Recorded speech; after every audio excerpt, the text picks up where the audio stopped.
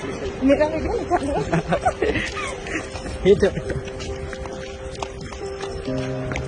कैसे आप? हाय बाबू, हाय बाबू, आजा माँ गुड्डू, आजा माँ, आजा माँ देखो, आजा माँ, मम्मा आई भी, मम्मा कार भी लाई हुई है। ओ माँ बच्चों, ओ माँ बच्चों,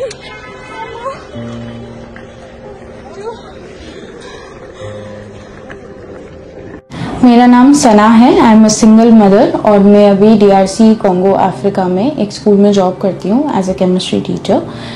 मेरा एक बच्चा है जिसकी एज है 2 years 7 months, जो 24 जनवरी को लोनावला से किडनैप हो गया था। 58 डेज के बाद हमें हमारा बच्चा फाइनली 22 मार्च को मिला है। अगर आपसे पूरी स्टोरी शेयर करूँ तो जब मेरा बच्चा किडनैप हुआ तब वो मेरी मम्मी के कस्टडी में था और मैं यहाँ पे इंडिया में प्रेजेंट नहीं थी। 27 जनवरी को मेरी मम्मी ने लोनावला सिटी पुलिस स्टेशन में FIR लॉन्च करवाया एंड इमीडिएटली मैं इंडिया आ गई थी मेरे बच्चे के लिए। जब मैं मेरे बच्चे के लिए इंडिया आई, जब हमने FIR लॉन्च करवाई, उसके बाद जो लोनावला सिटी पुलिस स्टेशन के जो IO था हमारा BS सांगले, उसने काफ़ी हमारे साथ जो है हमारे लिए केस में कॉम्प्लिकेशंस इंक्रीज कर दिए और हर्डल्स किए रादर देन हेल्पिंग अस। उसने जब हमारी स्टेटमेंट रिकॉर्ड की थी तब बोला था कि हम एक रेस्क्यू ऑपरेशन पे जाएंगे बच्चे को लेने के लिए, क्योंकि बच्चा जो किडनैप हुआ था वो उसका लोकेशन था राजकोट। जब हम रेस्क्यू ऑपरेशन पे गए, रेस्क्यू ऑपरेशन पे हम लोग काफ़ी दिनों के बाद गए, ऑलमोस्ट 5-7 डेज के बाद हम लोग गए आफ्टर लॉजिंग ऑफ FIR। जब हम वहाँ पर गए रेस्क्यू ऑपरेशन के लिए तो जो IO थे उन्होंने कोई भी डॉक्यूमेंट्स नहीं बनाए थे for taking the child along back with us. और जब हम अक्यूज्ड के घर पे पहुंचे, जहाँ पे बच्चे का लोकेशन था वहाँ पे पहुंचे, तो हमें बाहर साइड पे खड़ा कर दिया गया।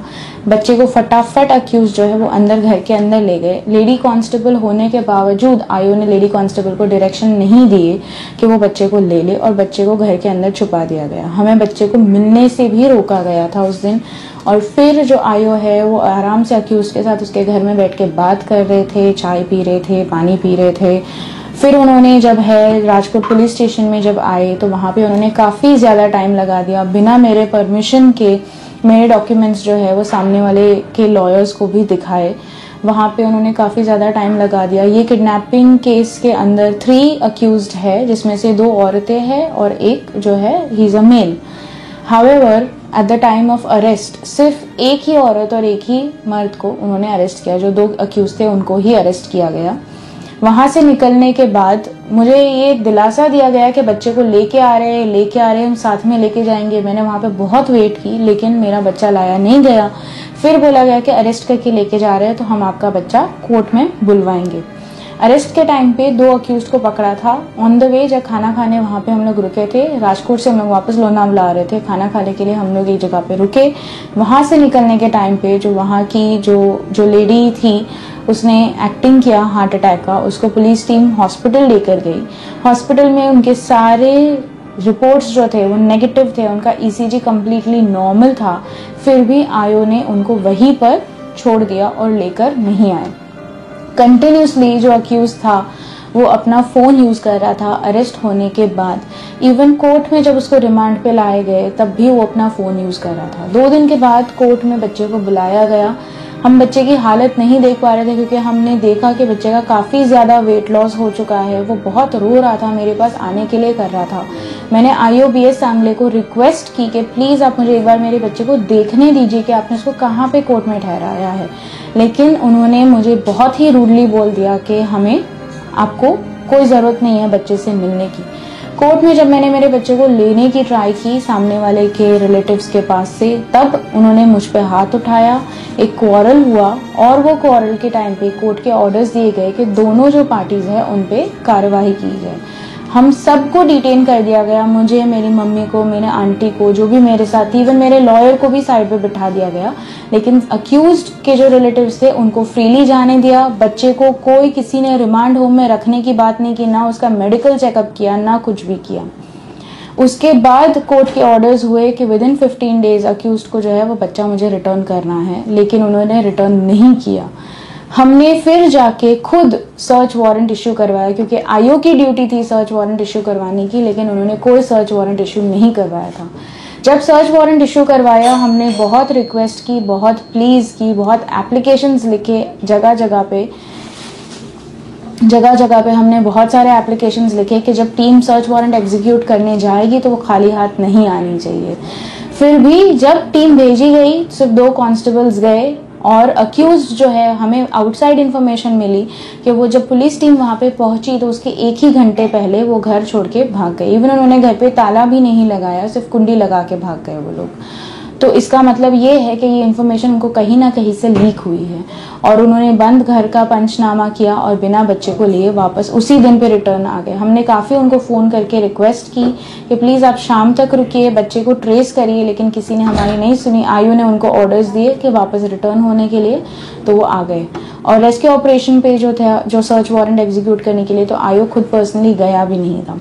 उसके बाद हमने जो है वो सेकंड सर्च वारंट निकलवाया जो कि कोर्ट ने डायरेक्ट किया एसपी को, पुणे ग्रामीण के, और उन्होंने उसमें क्लियरली लिखा था कि पुलिस कमिश्नर ऑफ राजकोट से उनको हेल्प लेनी है।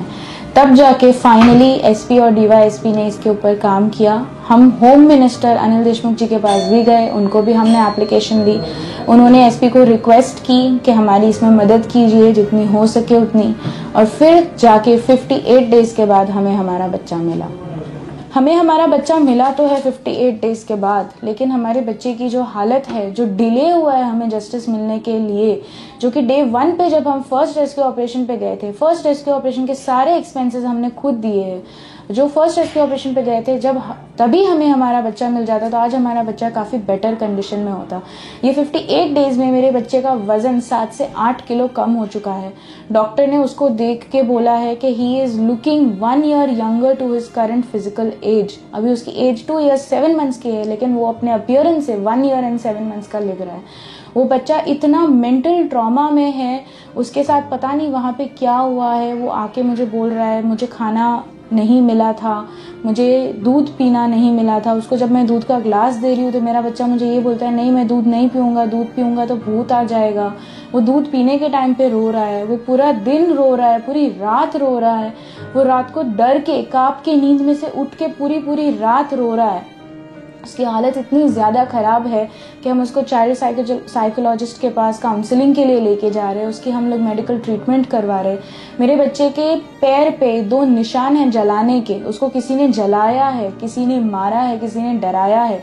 मेरा बच्चा सिर्फ 2 ईयर्स एंड 7 मंथ्स का है, वो खेल नहीं रहा है। वो इस डर से नहीं खेल रहा है कि आवाज़ हो जाएगी उससे आवाज़ हो गई, उसने खुद अपने मुंह पे हाथ रख के अपना मुंह बंद कर दिया कि मुझे आवाज़ नहीं करनी। अगर घर की बेल बजती है या कोई नॉक करता है दरवाजे पे तो डर के छुप जाता है और घर में बोलता है प्लीज़ मुझे छुपा दो, प्लीज़ मुझे छुपा दो, कोई आएगा मुझे लेके जाएगा, पुलिस आएगी मुझे लेके जाएगी। इस कदर उसके मन में डर जो है वो पैदा किया गया है। वो सोता नहीं है रात को, वो खाता नहीं है, वो बात नहीं करता है, वो सिर्फ रो ही रहा है।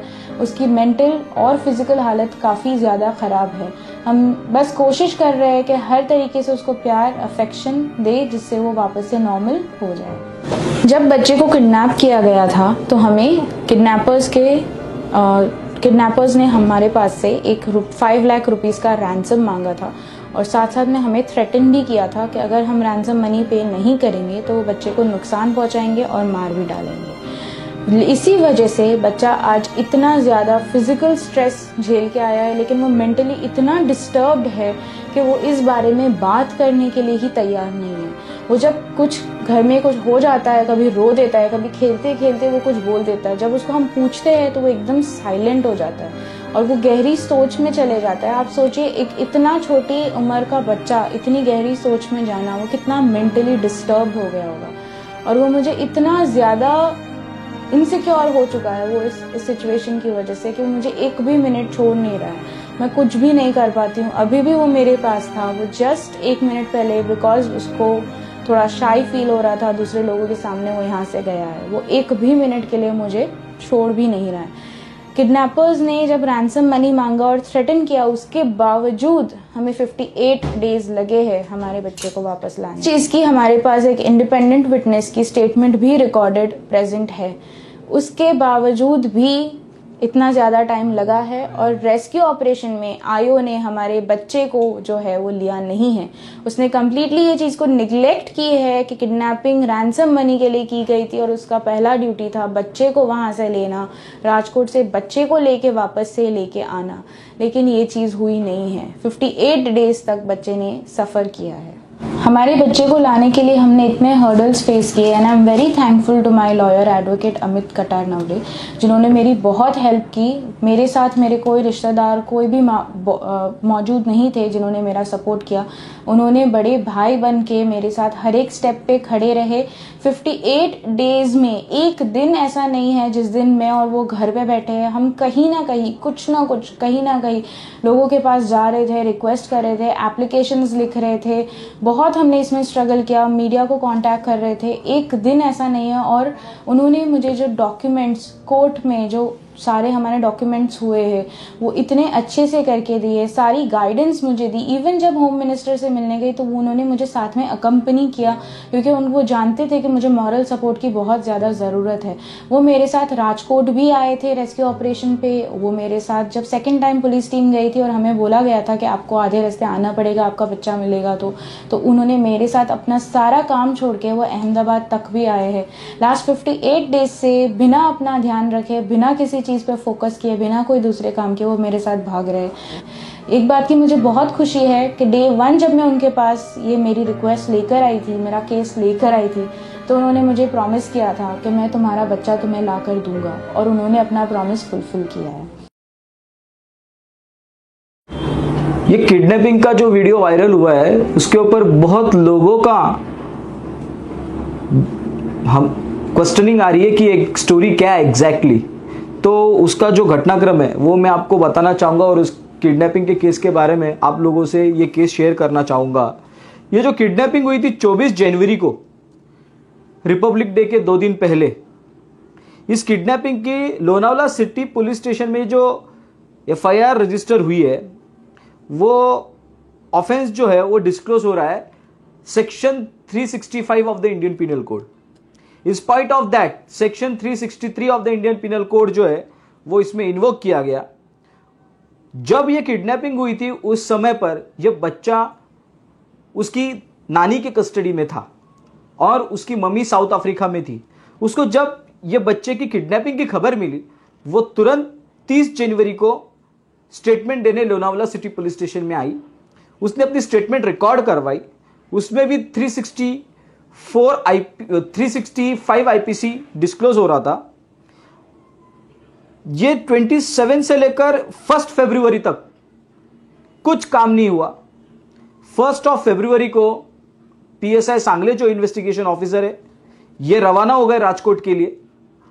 उनकी टीम के साथ मैं खुद, उसकी मम्मी, बच्चे की और उसकी नानी, ये 3 थे और PSI सांगले इनका स्टाफ था। राजकोट में जब हम पहुंचे तो लोकल पुलिस की टीम से हम उस घर पर गए जहां पर रॉन्गफुली बच्चे को कन्फाइन किया गया था। अक्यूज्ड वहां पर मौजूद थे। PSI सांगले इन्वेस्टिगेशन ऑफिसर वहां पर गए।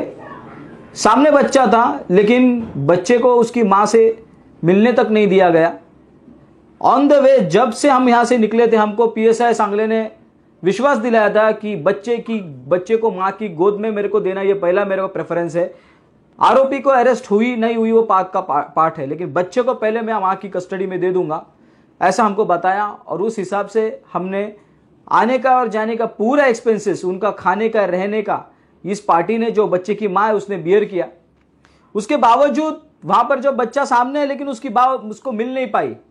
मैं वहां पर विटनेस था इस केस का, मिल नहीं पाई। उसके बाद जब पुलिस स्टेशन में अक्यूज्ड को लेके आया गया, एक्यूज्ड को मेरे सामने, एक्यूज्ड के वकील वहां पर पुलिस स्टेशन में थे, इन्वेस्टिगेशन के डॉक्यूमेंट्स PSI सांगले ने उनके वकीलों को और एक्यूज्ड को रिवील किए। According to the procedure of law, investigation के जो डॉक्यूमेंट्स है वो कॉन्फिडेंशियल होते हैं। वो चार्जशीट जाने तक डिस्क्लोज किसी भी एक्यूज्ड को नहीं किए जा सकते। इसके बावजूद PSI सांगले ने ये डिस्क्लोज किए। वो क्यों किए इसका कारण PSI सांगले को बताना होगा, PSI सांगले जी को बताना जरूरी है। सेकेंड पार्ट, एक्यूज्ड को जब वहां से ताबा लिया गया, उसको गाड़ी में डाला। दूसरे जो एक्यूज्ड थे, एक वुमेन थी, उसको भी कस्टडी लेकर के जब रवाना हुए कंटिन्यूअसली हम देख रहे थे, सांगले एक्यूज्ड को बोल रहे थे बेटा अब गाड़ी में बैठो, उनको बेटा बोल के गाड़ी में बिठाया गया। उसके बाद कंटिन्यूअसली वो एक्यूज्ड के हाथ में मोबाइल था, एक्यूज्ड कंटिन्यूअसली किसी से बात कर रहा था, क्योंकि दूसरी गाड़ी में हम बैठे थे। गाड़ी में बिठाते समय गाड़ी वहां पर जब ढाबे में उतरे उस समय पर भी हम देख रहे थे कि वो एक्यूज्ड किसी के साथ कंटिन्यूअसली मोबाइल फोन पे बात कर रहा था। उसके बाद जब ढाबे पे खाना खाने के बाद वहां पर वो जो को एक्यूज्ड लेडी थी उसको अटैक आ गया, ऐसा कहा गया। हार्ट अटैक के बाद सांगले पीएसआई जो थे उनको हॉस्पिटल में लेके गए। हॉस्पिटल में लेके जाने के बाद उनके रिपोर्ट्स पूरे नेगेटिव थे, कोई अटैक नहीं था ऐसा डॉक्टर ने रिपोर्ट दिया, रिपोर्ट सब नॉर्मल थे। उसके बावजूद section 365 of the Indian penal code, ये नॉन बेलेबल ऑफेंस है, इसके बावजूद भी पीएसआई सांगले ने उस को एक्यूज्ड को वहां पर राजकोट के दरमियान जो ढाबे का स्पॉट था, जो हॉस्पिटल जहां पर लोकेटेड था, उसको वहीं पर सेक्शन 41 सीआरपीसी की नोटिस देकर के छोड़ दिया। ऐसे केस में मैजिस्ट्रेट की ड्यूटी है कि उसको बेल देना है या मैजिस्ट्रेट कस्टडी में डालना है, पेशी डालना है। जब तुमने ताबा लिया है local police station Gandhigram Gujarat से, आपने किस अधिकार से, किस अथॉरिटी से मैजिस्ट्रेट के पावर्स एक्सरसाइज किए गए, इसका जवाब पीएसआई सांगले को देना जरूरी है। और 27 से लेकर के 21 तारीख तक इन लोग आयो जो है पीएसआई सांगले वो क्यों नहीं गए राजकोट, इसका भी जवाब उन्होंने देना जरूरी है। 5 फरवरी को एक इंडिपेंडेंस विटनेस जो है उनकी स्टेटमेंट रिकॉर्ड की जाती है, उसमें बच्चे को रैंसम मांगा गया था। बच्चे को अगर आपको चाहिए रिटर्न तो आपको रैंसम देना पड़ेगा, नहीं तो हम बच्चे को खत्म कर देंगे। ऐसा स्टेटमेंट 25 तारीख को इंडिपेंडेंट विटनेस का पीएसआई सांगले के पास रिकॉर्डेड था। उसके बावजूद भी उन्होंने सेक्शन 364A जो डेथ और इंप्रिजनमेंट फॉर लाइफ का पनिशमेंट सेक्शन है, उसके ऊपर कोई कॉग्निजेंस नहीं लेते हुए, कोई उसके ऊपर रिएक्शन नहीं, कोई कार्रवाई नहीं की। इसके लिए हम मैजिस्ट्रेट कोर्ट के पास प्रॉपर इन्वेस्टिगेशन के डायरेक्शन सीख करने के लिए according to the apex court ruling of Subramaniam Swamy case, जो लेटेस्ट जजमेंट है, उसके ऊपर हमने मैजिस्ट्रेट कोर्ट को पावर है कि प्रॉपर इन्वेस्टिगेशन के या आयो चेंज करने के रिकमेंडेशन करने के अधिकार लोकल जुडिशियल मैजिस्ट्रेट को या मैजिस्ट्रेट कोर्ट के पास। Section 156(3) of the code of criminal procedure हमने एप्लीकेशन मूव किया। मैजिस्ट्रेट ने उसी दिन से कॉल किया आयो का, आज तक उसके ऊपर इन्वेस्टिगेशन ऑफिसर ने से दिया नहीं है। मैंने खुद जाकर के उनको मेरे एप्लीकेशन की कॉपी दी, उसके बावजूद आयो ने कोई से नहीं दिया। इसके बाद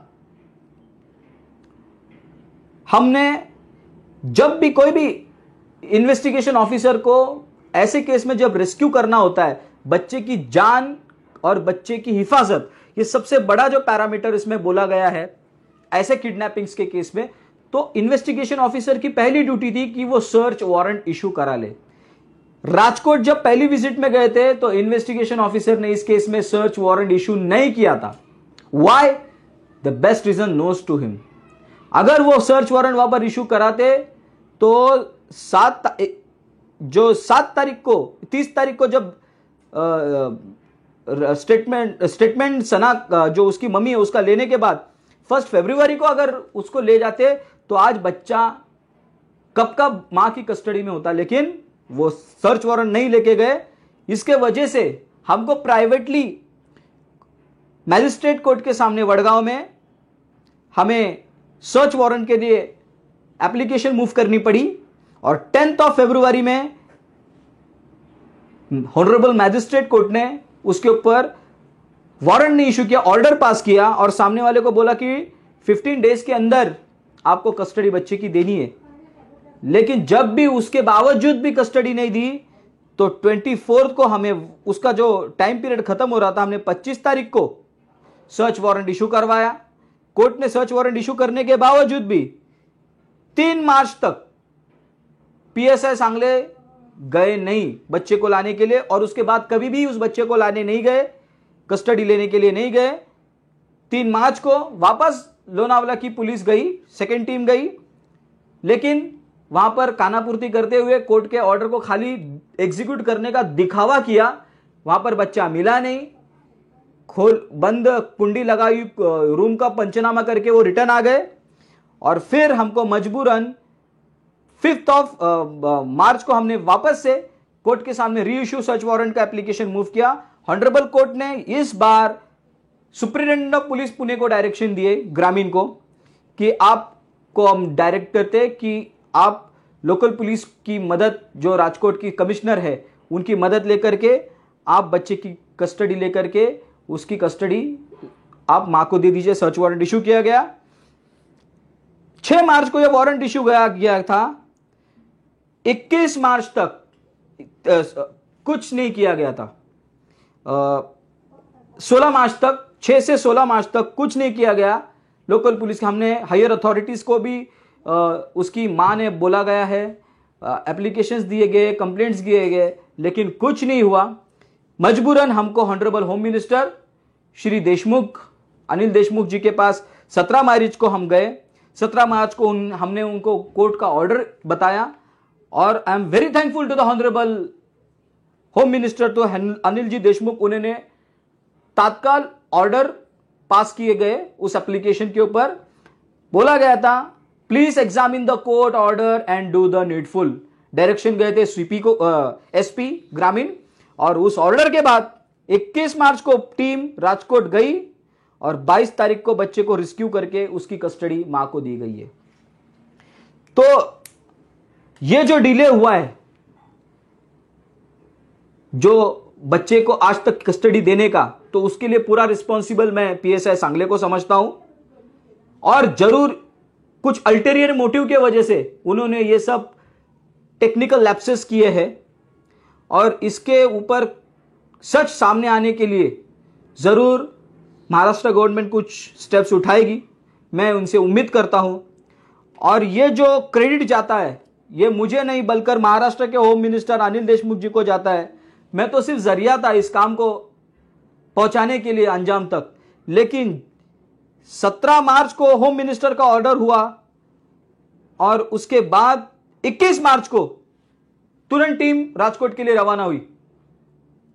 तो इससे क्लियर कट होता है कि कोर्ट का वारंट कितने भी बार निकले, हमारी जो लोकल लोनावला पुलिस स्टेशन के पीएसआई सांगले, उनके ऑफिसर्स थे, वो कुछ नहीं करते थे। लेकिन हमारे ऑनरेबल होम मिनिस्टर की पावर्स इतने एग्जीक्यूटिव, और जिस तरह से उन्होंने मां को उसका बच्चा दिलाने के लिए स्टेप्स उठाई, सेम डे हम वहां पर थे। ये जो नाट्यक्रम चालू था, जो अभी जो सचिन वजे का जो केस है, उसी दिन ये सब मीडिया में हम देख रहे थे। उसके बावजूद होम मिनिस्टर अनिल जी देशमुख ने उसमें अपना अमूल्य कीमती समय देकर के इसका ऑर्डर उसी दिन इशू कराया। 17 मार्च को ऑर्डर हो गई, 18 मार्च को मैंने वो ऑर्डर की कॉपी उनको दी और 21 मार्च को टीम रवाना हो गई। तो इस तरीके से ये पूरा घटनाक्रम है। और इस केस को, जो बच्चे को अभी जो मेंटल ट्रॉमा में है, फिजिकल ट्रॉमा में है, जिस तरह से उनकी मम्मी ने आपको बताया हुआ है, वो भी जुवेनाइल जस्टिस एक्ट में एक क्रिमिनल ऑफेंस। ये सेक्शंस भी हम ऐड करने के लिए अथॉरिटीज को रिक्वेस्ट कर रहे हैं और प्रॉपर इन्वेस्टिगेशन करें। और 2 को एक्यूज्ड इसमें जो अनअरेस्टेड है टिल डेट, उसके ऊपर भी आगे की कार्रवाई हो, ये हम उम्मीद करते हैं। और हम अपने स्टेट गवर्नमेंट की अपील करते हैं आपके चैनल के माध्यम से कि इसको प्लीज आप उठाइए और लीगली हम इस केस को आगे चलाएंगे। इसी के साथ मैं अपना वाणी को विराम देता हूं। जय हिंद।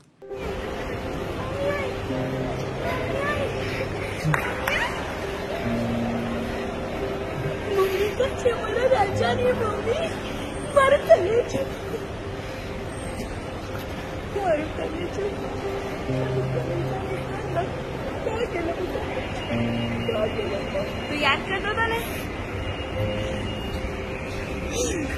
सना पकड़ो।